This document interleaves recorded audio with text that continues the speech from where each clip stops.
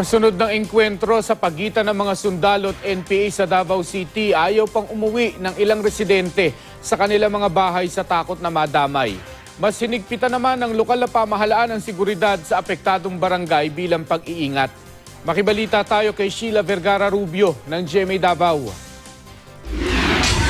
May ilang residente ng barangay Lamanan sa Davao City na hindi pa rin umuuwi sa kanilang mga bahay sa takot na madamay sa gulo ng mga sundalo at ng New People's Army. Kasunod nito ng engkwentro ng mga sundalo at ng umano'y mga rebelde sa lungsod noong February 16, kung saan 2 sundalo ang namatay, 2 rebelde ang namatay at 15 sundalo ang nasugatan. Ang 63 taong gulang na si Saludina Mendoza na taga Purok 1A, hindi na natutulog sa kanyang bahay at bumibisita na lang sa kanyang bahay kada umaga. Hadlok na ko Ginoo ko. Giningwa tay. Ano kami mga binuhi dito? Nako nga kanagod iro-rugod manok, kay iring ana umure kung pakanluoy man pug di pakanon. Kung maganhaan ko diha.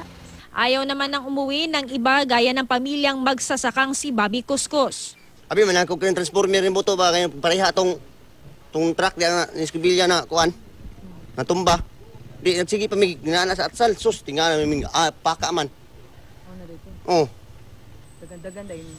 Kung di mi mangagi delikado mi di mi mangagi sa mong agianan kini agianan ni.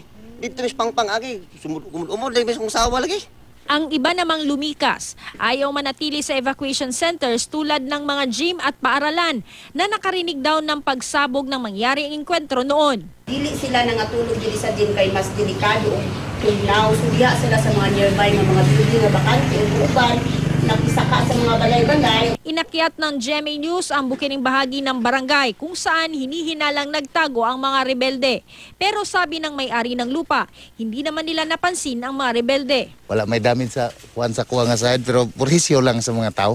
Sinuspindi na ang klase sa Lamanan Elementary School, Lamanan National High School at Darila Elementary School. Basin o doon na pa yung para sa atong mga pangitabo atong pizza 16, lisod na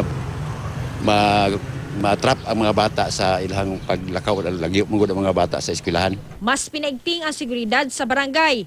Panawagan ng lokal na pamahalaan sa mga rebelde. Patindaghanang tao nga maepektuhan tungod sa ilang panginabuhian, mabiyaan ang mga hayop. Sabta lang ninyo o tanawan ninyo ang sitwasyon sa mga tao nga nanginabuhi nga pobre in town kayo. Sheila Vergara Rubio, Nagbabalita, Pilipinas.